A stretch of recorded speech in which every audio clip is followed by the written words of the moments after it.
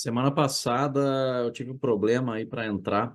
Teve um computador estava travando, aí eu só consegui entrar bem depois e acho que só ficou o Davi, né?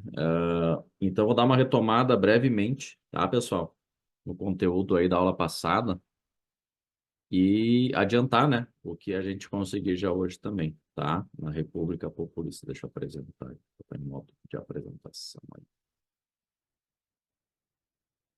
Então, gurizada, nós estamos na República chamada Populista ou período democrático do Brasil, que vai do final da Era Vargas, 45, até o golpe civil-militar ou golpe da ditadura militar de 64.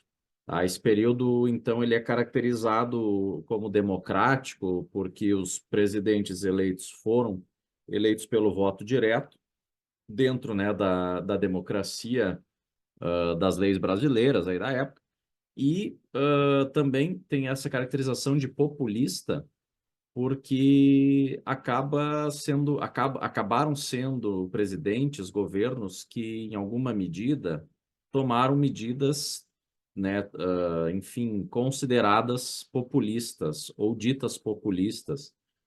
E esse conceito, né, de populismo, na verdade, ele é um conceito muito amplo, assim, e tem uma disputa também, né, em torno dele. Muitos governos, não só no Brasil, né, como em outros lugares do mundo, são classificados como populistas, enfim, por às vezes tomarem medidas que vão ao encontro, né, do que o povo está demandando, do que os trabalhadores estão demandando, enfim, e aí acabam sendo caracterizados, né, como populistas. Mas o conceito, assim, de populismo a nós aqui não interessa tanto, tá? É mais para dizer, assim, para mostrar para vocês que eles podem ser caracterizados desta maneira, tá? O conceito de populismo, ele é, né, como eu disse, é muito amplo, tem muitas disputas em torno dele para a gente falar sobre ele, iria muito tempo, mas são medidas, né, consideradas medidas que, de alguma maneira, atendem demandas da maior parte do povo, tá? E aí, na aula passada, a gente trabalhou o governo mais, assim, falamos do governo Eurico Dutra, o governo Eurico Dutra que vai ser o governo pós-Era Vargas, que vai de 46 a 51. Esse governo, ele é caracterizado pela questão, assim, da nova Constituição. Está dizendo que está pausado aqui no meu... Peraí.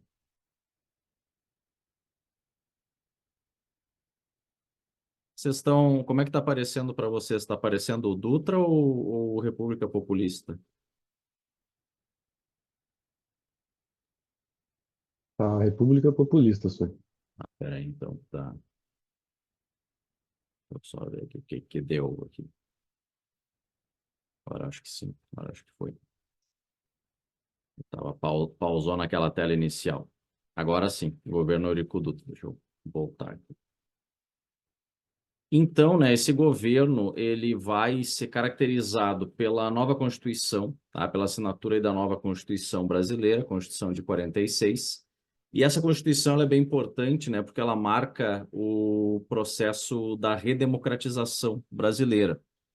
E ela vai trazer, né, elementos que não estavam na Constituição de 37 ou vai reafirmar elementos que a de 37, que é a Constituição do Estado Novo do Vargas, tinha excluído, porque era uma Constituição inspirada em um modelo fascista, autoritário.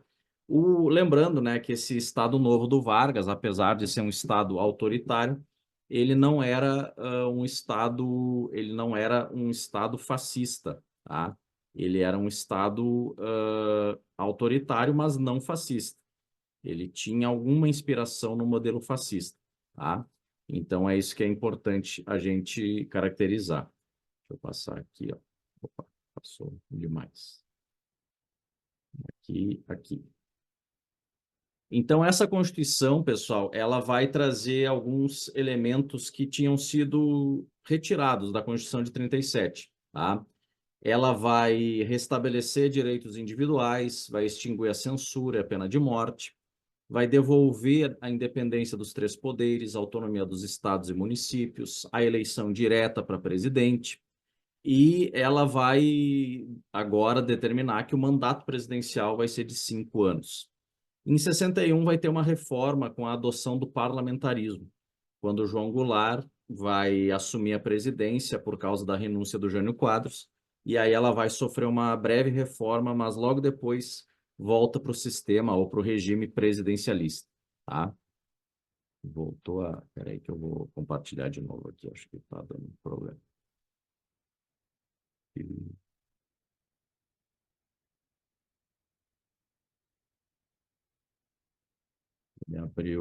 Ele abriu outras. Eu vou compartilhar de novo aqui com vocês que não estava aparecendo.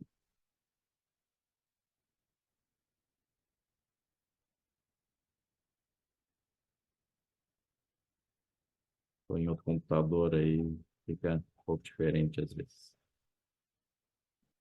Tá, gente? Então, essas são algumas das características, tá, da Constituição de 46, tá? Vamos lá, vamos seguir aqui para o governo Vargas. Vou passar aqui o segundo governo Vargas. Esse segundo governo Vargas, então, ele é caracterizado pela mudança do próprio Vargas, assim, politicamente. Ele não vai ser um governo mais... O Getúlio Vargas vai ser eleito, né, pelo voto direto agora e vai entrar na presidência de novo em 51, mas agora eleito, né, democraticamente dentro do sistema da época. Só que dessa vez não vai ser um governo autoritário, de inspiração autoritária, né? Vai ser um governo bem diferente do que foi o Estado Novo. Ele vai tentar atrair todos os segmentos políticos para compor o governo dele. Inclusive, o primeiro ministério que ele vai formar é o ministério chamado Ministério da Experiência, onde ele chama políticos de oposição à direita e também alguns de oposição à esquerda, como o João Goulart. Então, assim, vai ser um governo de conciliação. É um governo que busca atrair todos os segmentos políticos para compor o governo e diminuir a oposição, tanto à direita quanto à esquerda, tá? Mas, de novo, está travado ali na apresentação. Só um pouquinho, gente. Deixa eu fechar aqui meus arquivos. Fechar as janelas do PowerPoint. Vamos de novo. Vou abrir aqui de novo. Travou, tá travando numa...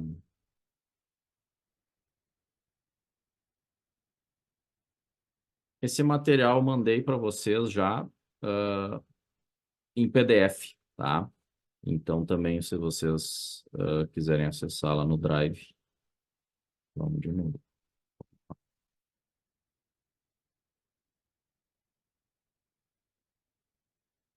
Por isso, tá? Deixa eu passar para frente aqui. Várias.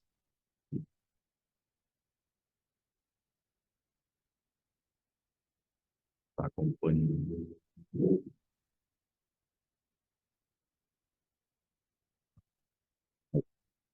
Bora, vai. Tá, gente? Então, esse governo é caracterizado por algumas medidas também de continuidade daquela preocupação do Vargas com a industrialização. O Vargas vai criar o Banco Nacional do Desenvolvimento, BNDE, onde esse banco é responsável pelo financiamento, pelo incentivo à indústria brasileira. Vai criar a Petrobras com a campanha O Petróleo é Nosso. Vai criar a Eletrobras também, empresa estatal, né, de energia elétrica. Então, vai ser um governo caracterizado, né, pela continuidade da indústria, né, da preocupação com a indústria, com o desenvolvimento industrial. E vai ter uma polêmica, né, no governo dele, que é o ministro dele do Trabalho, que é o João Goulart, vai propor um aumento de 100% no salário mínimo.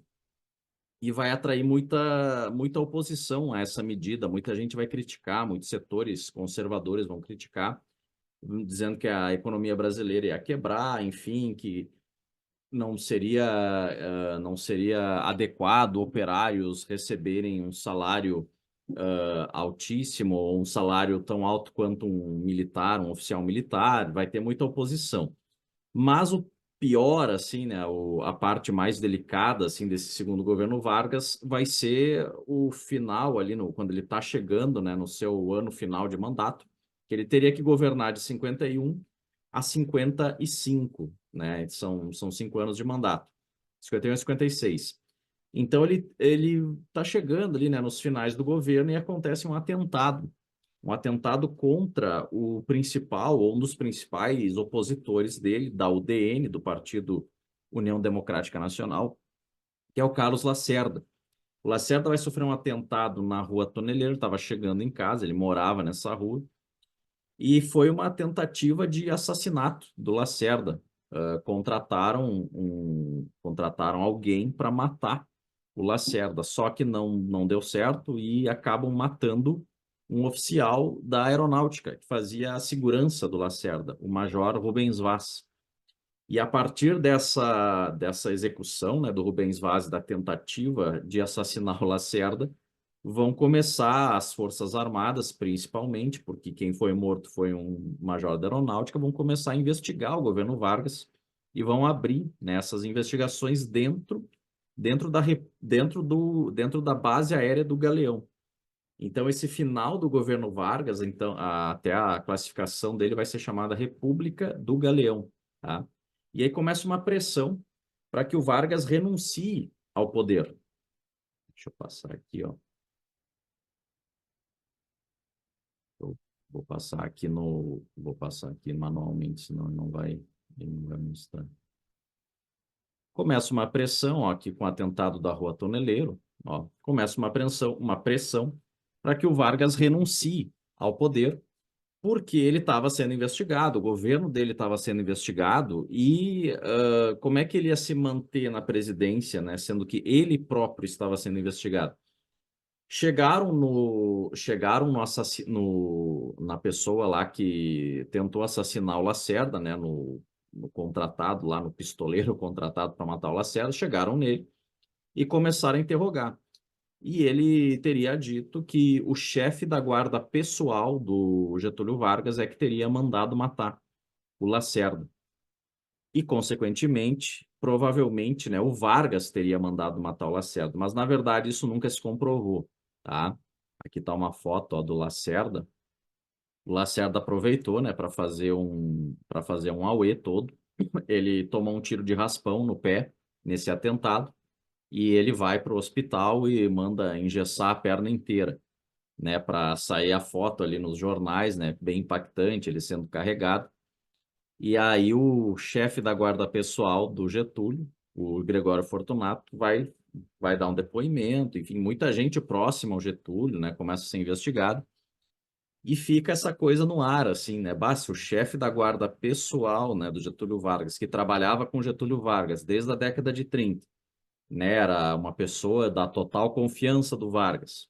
Se esse cara, né, que mandou matar o Lacerda, o Vargas está envolvido nisso também. Então, isso que se criou, né, na imprensa, e principalmente na imprensa de oposição, né, na opinião pública de oposição. E a coisa começa a ficar feia, assim, para o Vargas, bastante, até porque o governo dele estava envolvido em vários esquemas de corrupção também, né?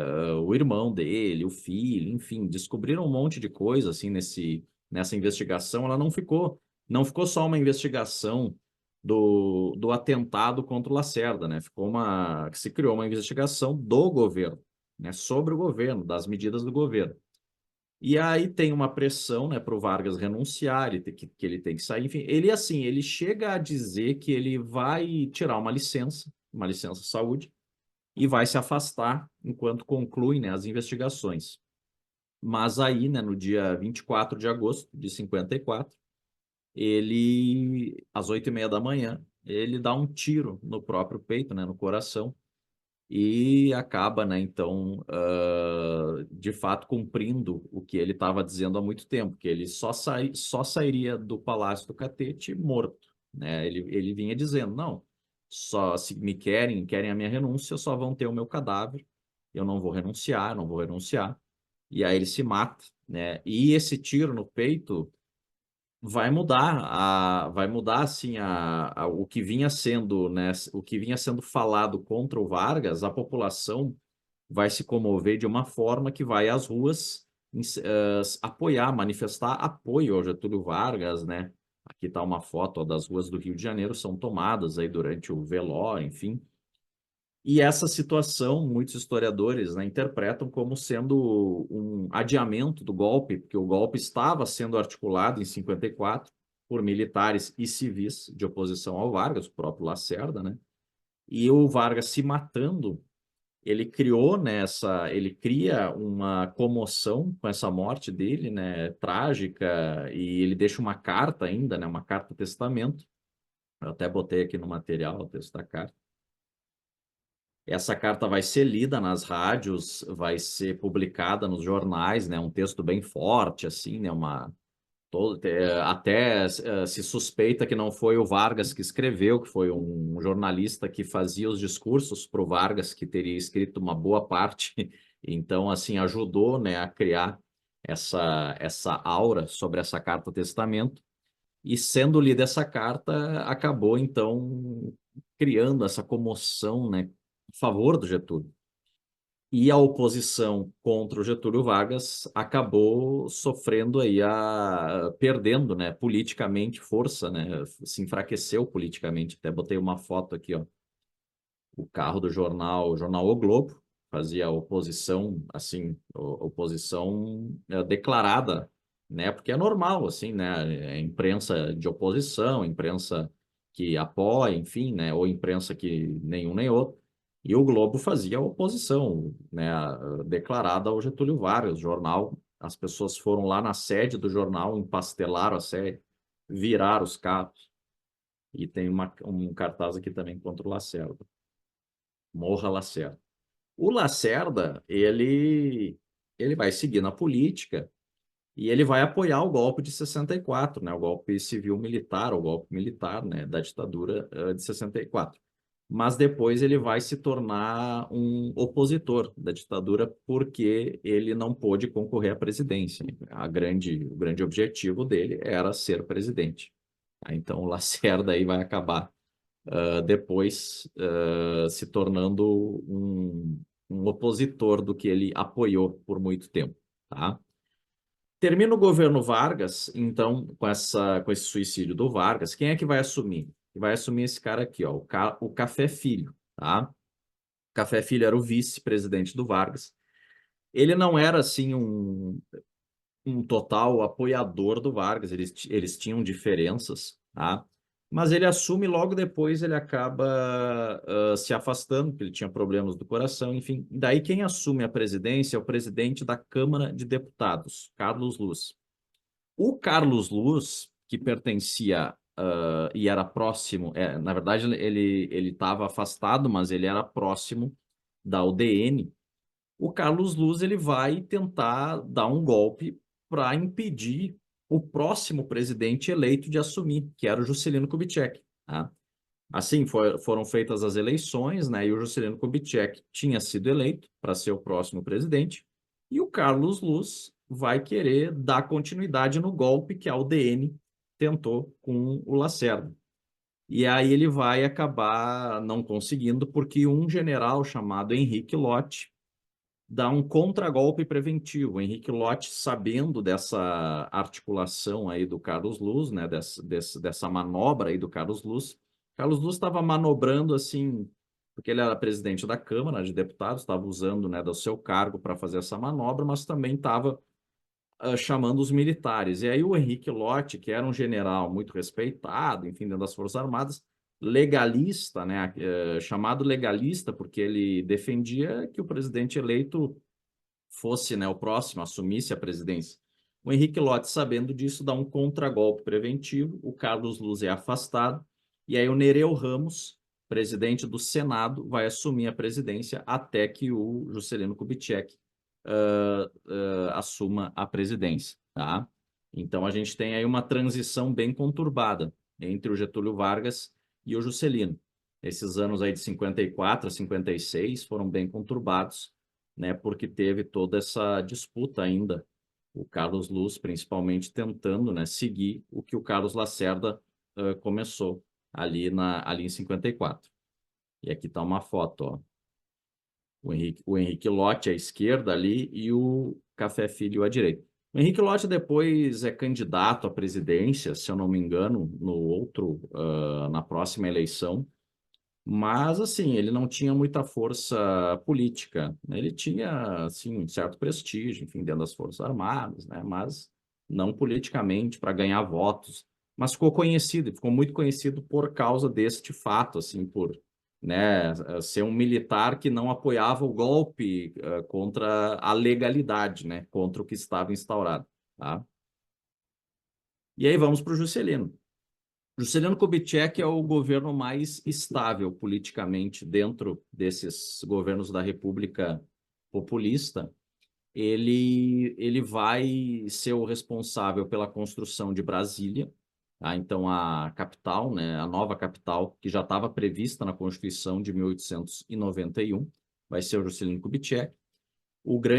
A grande frase, né, do governo dele é que ele queria desenvolver o Brasil 50 anos em 5, né, desenvolvimento de 50 anos economicamente em 5 de governo. E o grande plano de governo dele era o chamado plano de metas. Esse plano de metas ele vai dar muita atenção à questão industrial e dos transportes. É no governo do Juscelino Kubitschek que o Brasil dá uma mudança, tem uma mudança drástica na questão dos transportes rodoviários.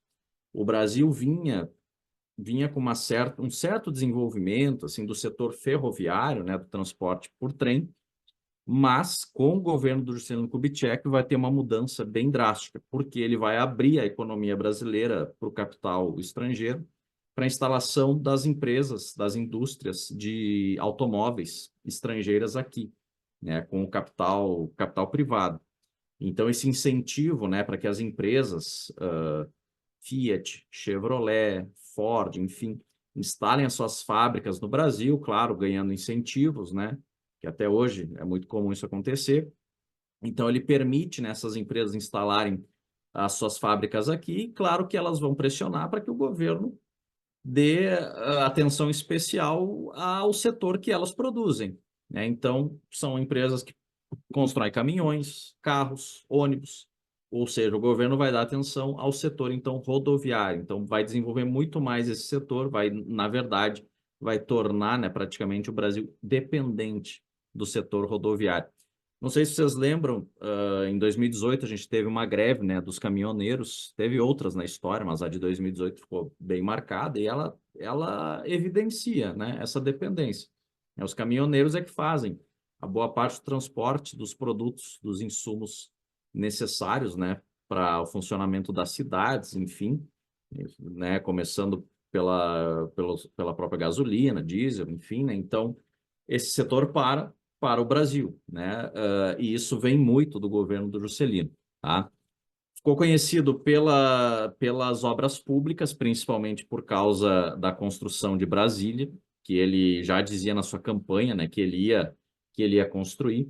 E a grande característica, né, econômica assim, do governo dele é o chamado desenvolvimentismo, onde ele diz, né, que a ideia é desenvolver o Brasil abrindo mais para o capital estrangeiro, porque o Vargas, o Eurico, mas principalmente o Vargas, né, que foi o governo que veio antes, tanto o segundo governo Vargas quanto a era Vargas, lá da década de 30, abria para o capital estrangeiro, mas de maneira ainda mais discreta. E o Juscelino vai ser bem mais, vai incentivar bem mais assim, esse capital a entrar no Brasil. É claro, né, que não é de graça, né, as empresas, né, o capital privado vai ter depois, vai cobrar, né, vai querer algo em troca, tá? No Congresso, a oposição principal ao Juscelino era o Lacerda, pela UDN ainda, né, mas como o Juscelino ele tinha um apoio de dois grandes partidos da época, que era o PSD e o PTB, então ele tinha uma estabilidade, teve uma estabilidade política durante o governo dele. E ele cria dois grupos para estudo e desenvolvimento da indústria automobilística e naval, o GEA, da indústria automobilística, e o GEICOM, da construção naval. Tá? Então, é um governo assim bem estável politicamente, com aquela ideia do desenvolvimento industrial ligado aos transportes, abrindo capital estrangeiro, e a ideia do consumo, muito incentivo ao consumo dos bens de consumo duráveis, né? Automóveis, geladeiras, tanto que essas empresas de automóveis também fabricavam outras coisas, outros produtos, outros eletrodomésticos, né? A Chevrolet, a GM fabricava geladeira, então incentivo a consumo, televisão chegando no Brasil, é o governo bem desse crescimento, assim, nesse sentido, né, do consumo e das empresas, tá? Aqui tem outra foto dele, ó. E o vice do Juscelino era o João Goulart, esse cara aí que está mais à direita aqui do Juscelino Kubitschek, é o João Goulart, que foi ministro do Trabalho, do Getúlio, e foi eleito vice. Nessa época, o vice e o presidente eram eleitos separadamente. Tá? Então, o João Goulart foi eleito vice do Juscelino e depois ele é eleito de novo vice do Jânio Quadros. Então, o João Goulart, antes de ser presidente, foi vice-presidente e foi eleito vice-presidente 2 vezes, com o voto, assim, as pessoas votando, querendo ele como vice. Tá? Então, nessa época era separado, não era por chapa, né? Não era a eleição podia votar, as pessoas podiam votar de maneira separada, tá?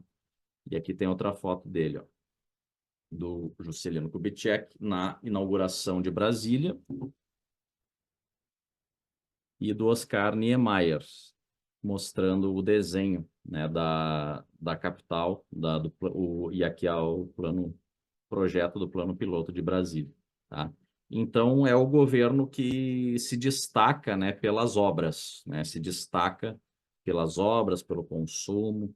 Mas assim, né, gente, lembrando que a situação econômica para a população, de maneira geral, ela não vai se alterar muito, né? Os trabalhadores vão seguir com salários muito baixos, né? Vai ter ainda muita carestia de vida, a inflação atacando, né, os preços dos produtos. Então, assim, né, apesar do crescimento em certos termos, né, do crescimento em certos setores da economia brasileira, a vida para a classe trabalhadora, a vida para o povo, não vai mudar muito, tá? E teve um fato curioso aqui no governo do Juscelino, que foi um rinoceronte, na verdade, uma rinoceronte chamada de Cacareco.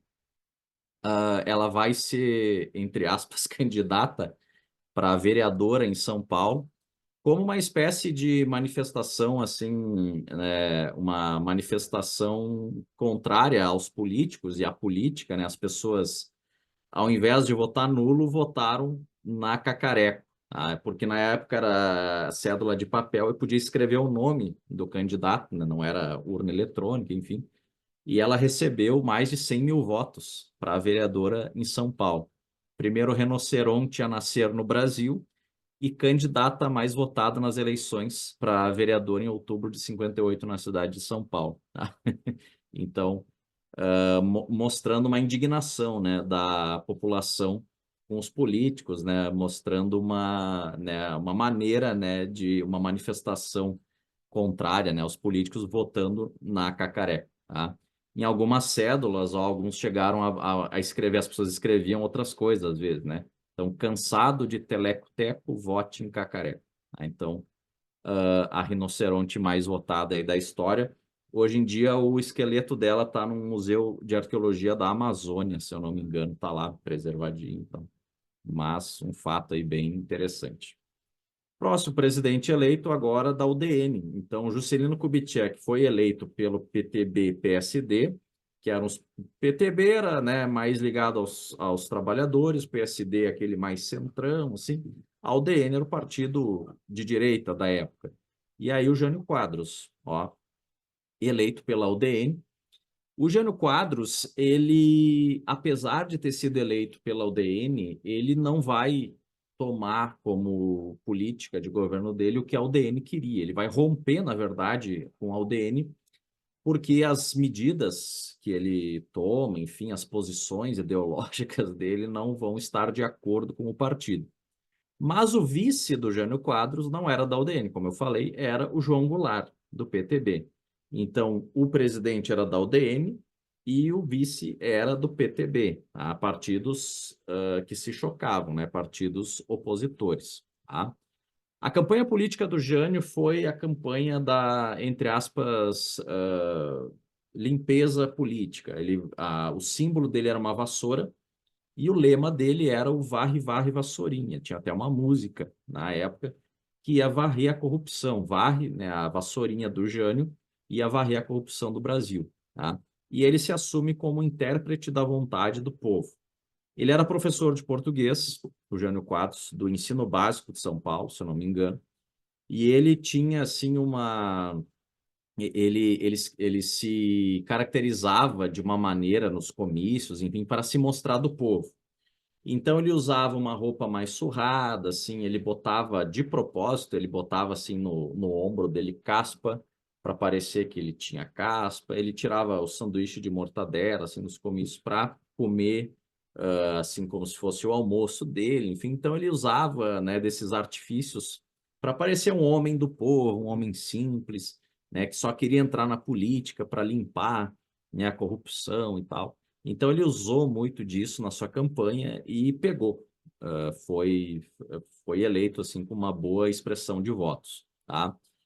Mas como eu disse, apesar de ter sido eleito pela UDN, logo depois ele vai romper. Na verdade, ele não governou por muito tempo, tá? Ele governou por apenas 8 meses, o Jânio Quadros, porque ele renuncia após 8 meses de mandato. Mas vamos ver o que ele chegou a fazer, tá?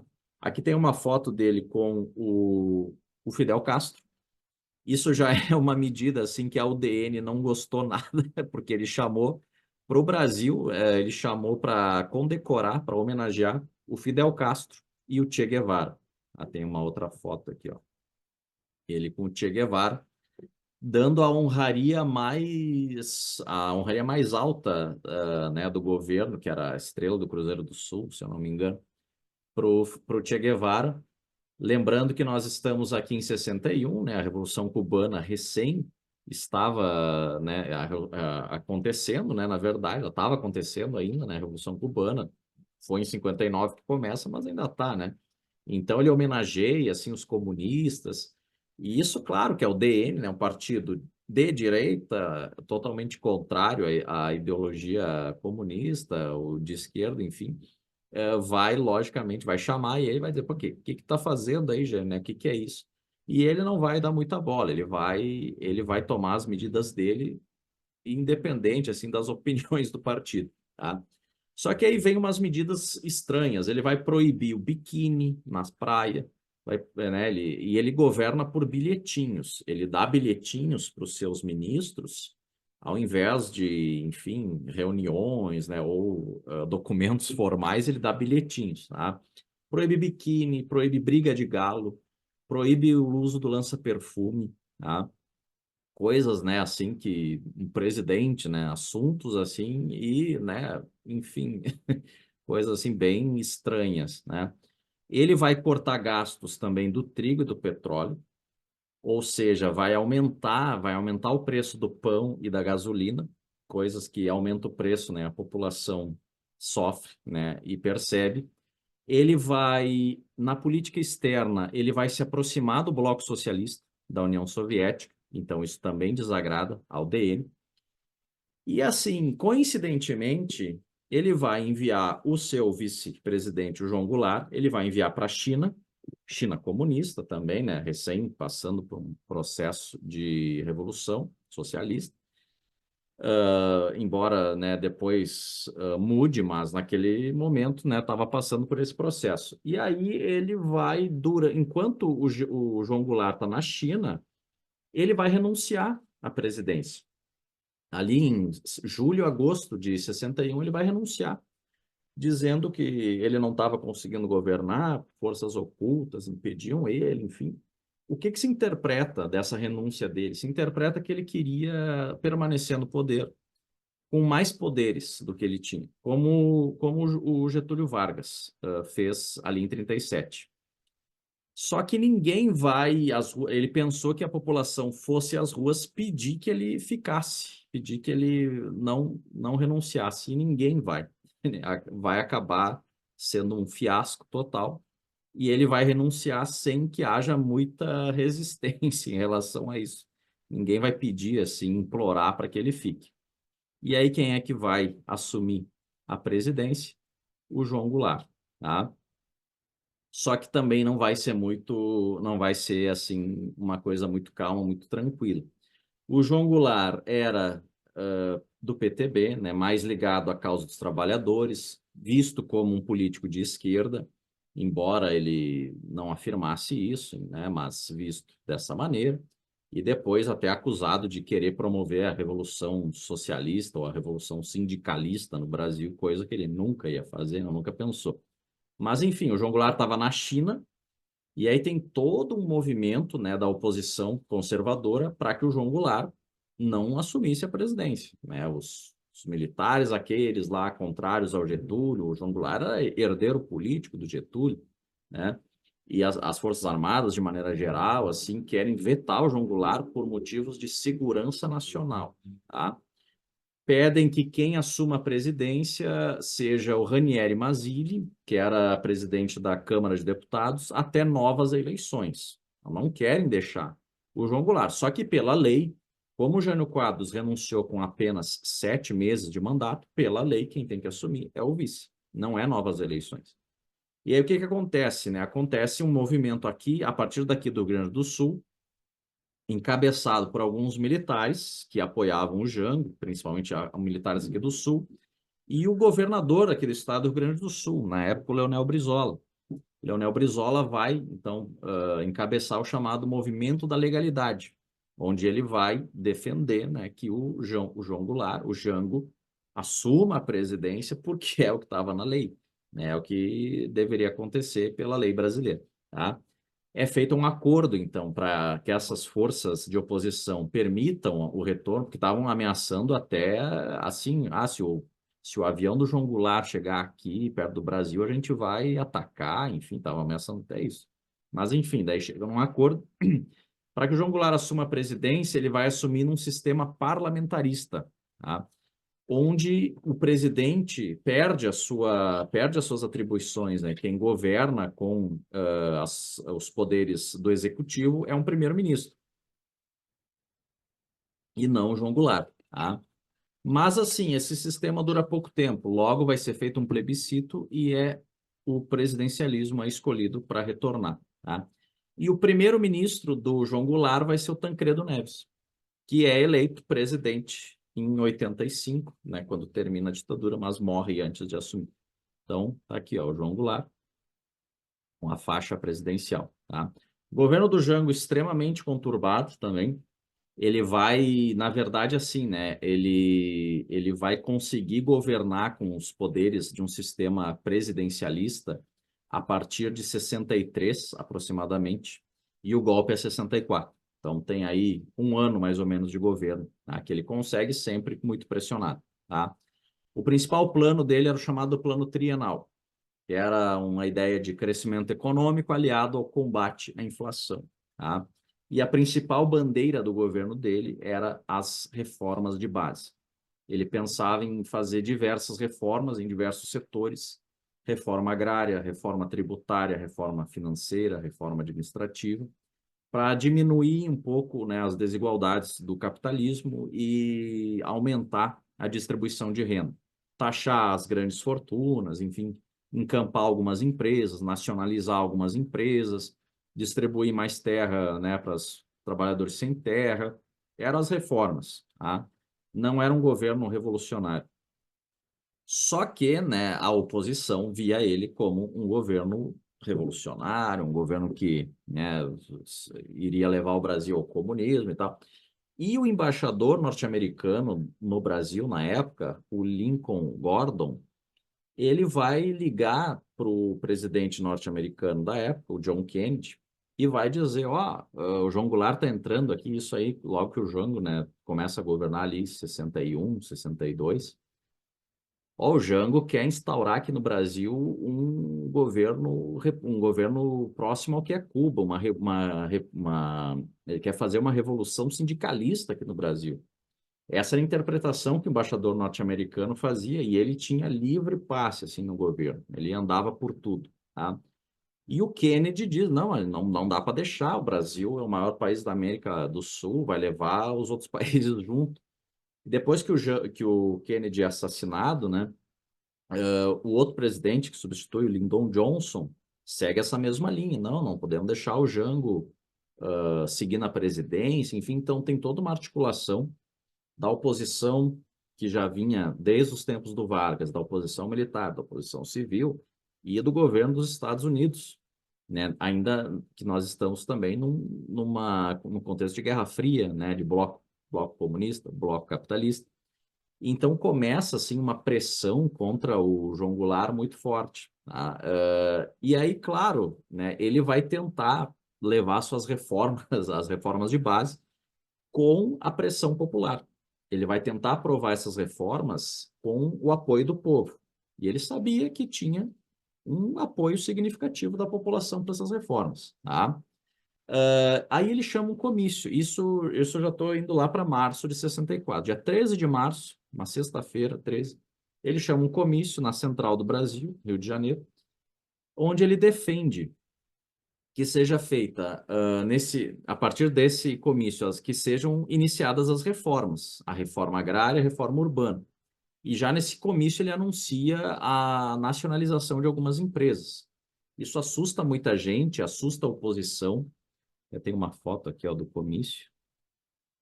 Muitas bandeiras de sindicatos, bandeiras de partidos, de trabalhadores, de categorias, tem uma ali, ó, rodoviários, exigem a legalidade, PCB, né, bandeiras dos comunistas.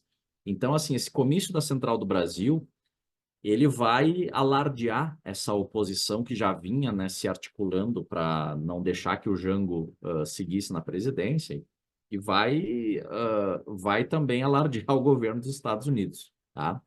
6 dias depois, é feito daí uma marcha em São Paulo contra o João Goulart, que é a Marcha da Família com Deus pela Liberdade.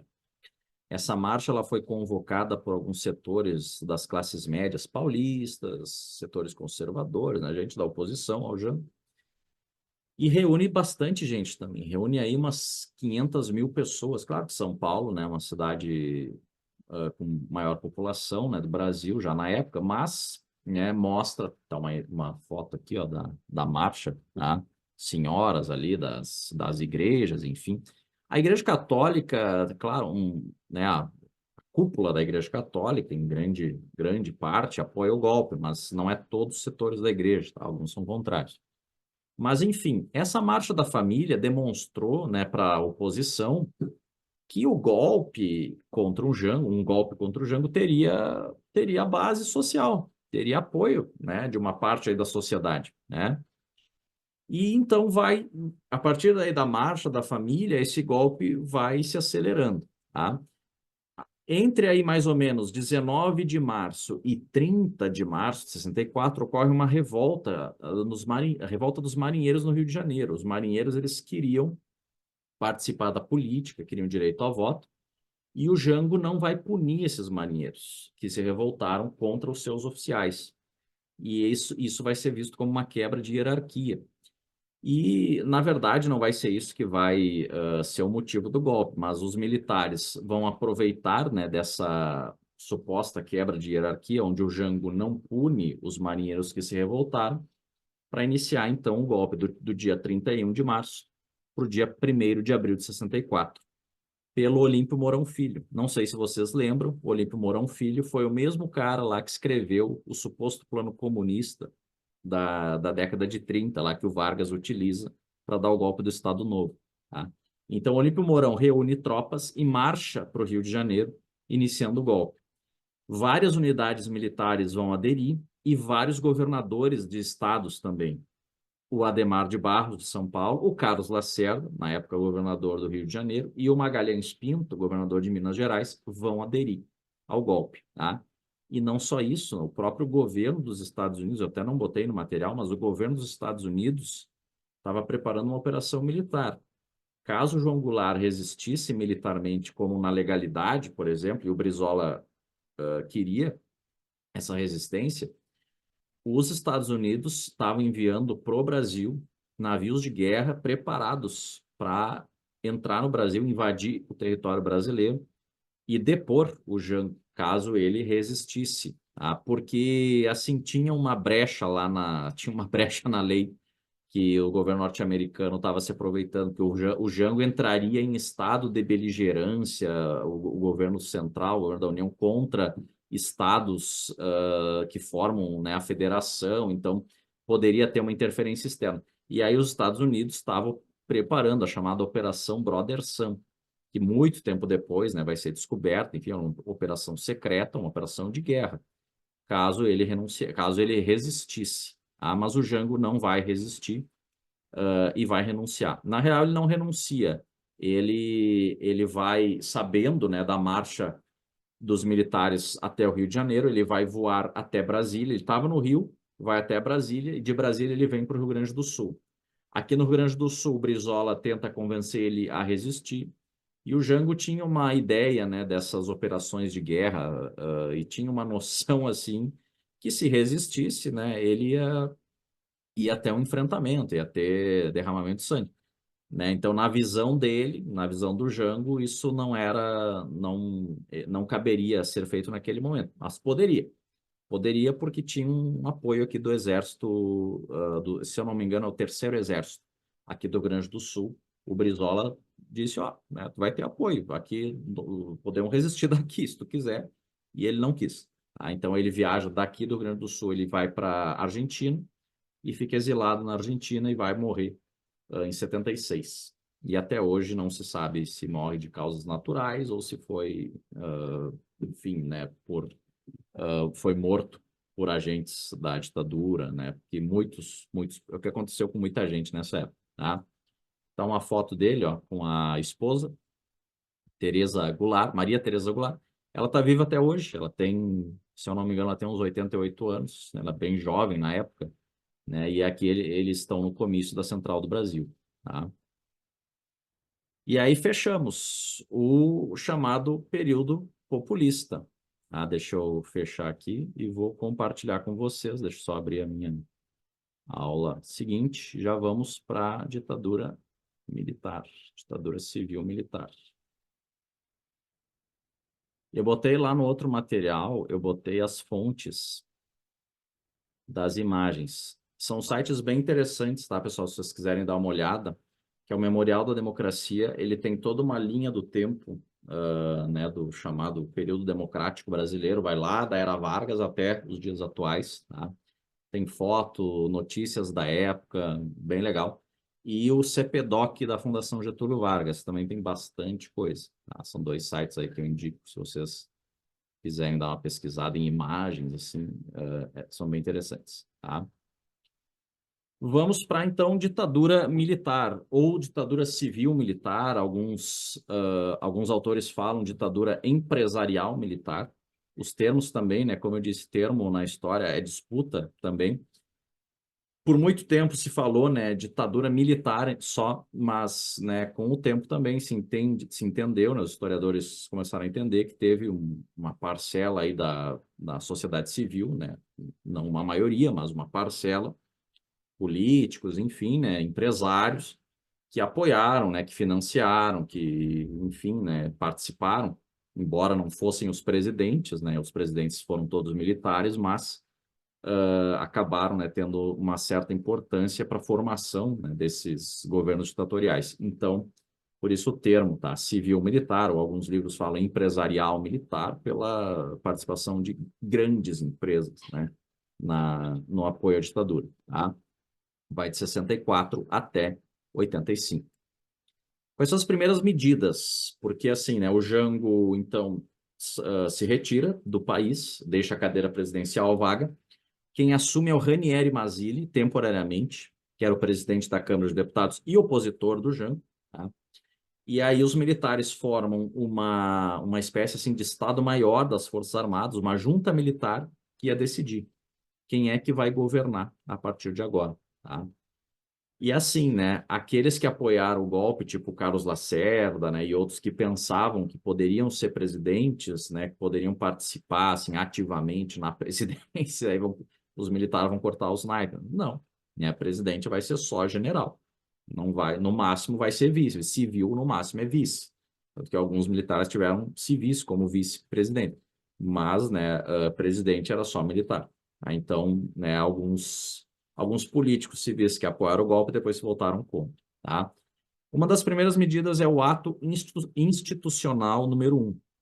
São muito famosos os atos institucionais, tá? Mecanismos que os militares, né, utilizavam para impor algumas medidas sem que houvesse assim a alteração da Constituição. Tá? Então, o AI-1, olha só, ele suspende as imunidades parlamentares, ele permite cassação de mandatos em qualquer nível, mandatos políticos, né? Então, governador, prefeito, enfim, vários foram cassados que eram favoráveis, né, ao Jango, né, eram contrários ao golpe. Muitos foram cassados logo assim no início, 64, tá?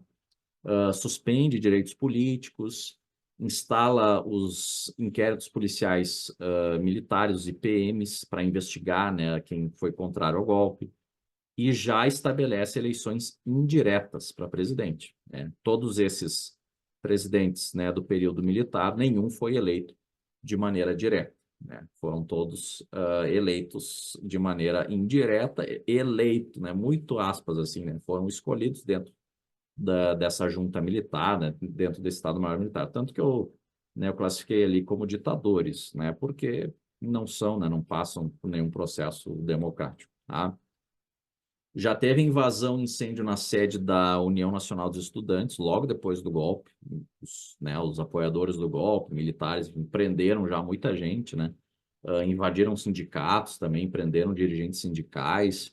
Já reprimiram também os movimentos do campo, as ligas camponesas, que eram próximos do João Goulart. Então, assim, as primeiras medidas do governo, né, da ditadura militar são medidas bem repressivas, né, de prisão, exílio, cassação de mandatos de opositores, né?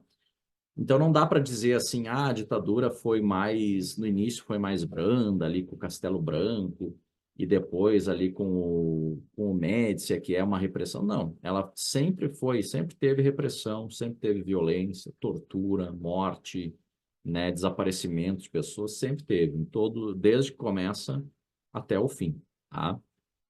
E aí o primeiro militar escolhido é o Castelo Branco. E já fazia oposição ao Jango nos seus discursos, já era conhecido assim, como um opositor militar do João Goulart.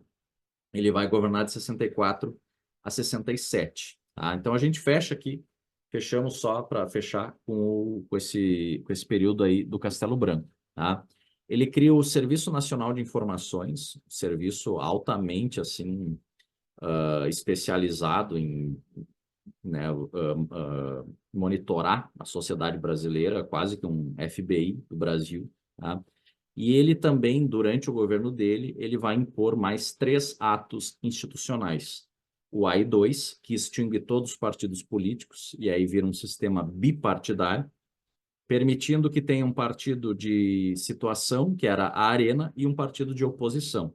É lógico, né, que eles nunca vão dizer que eles eram ditadores, que isso era uma ditadura e que o golpe, para eles falavam que era revolução, né? E que eles impediram o golpe que o João Goulart ia dar em 64, tá? Então, eles deixaram, né, que um partido de oposição funcionasse, o MDB, mas é claro, né, o Movimento Democrático Brasileiro, mas de maneira muito controlada, né, e muito restrita, tá? No AI-3, ele já estabelece eleições indiretas para governadores, porque ainda em 65 teve eleição direta para governadores e a oposição venceu, a oposição à ditadura venceu nos principais estados. Então, eles não, tem que ter, para governador tem que ser indireto também, aí para as capitais também. E o AI-4, o projeto da nova Constituição, tá? Que vai ser a Constituição do período, né, desse período da ditadura militar, que é a Constituição de 67, né, que vai dar muito mais poderes ao Executivo. Parecida com a de 37, assim, em vários termos, tá? Parecida com a Constituição de 37 do Vargas, tá? Então, a gente fecha por aqui o governo aí do Castelo Branco. Na próxima aula a gente vê os próximos, tá? Ditadores aí e tentamos encerrar a ditadura na aula que vem. Beleza, pessoal? Tranquilo? Nenhuma dúvida? Nenhuma dúvida, senhor. Beleza.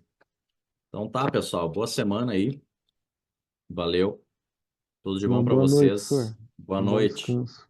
Bom descanso. Até mais.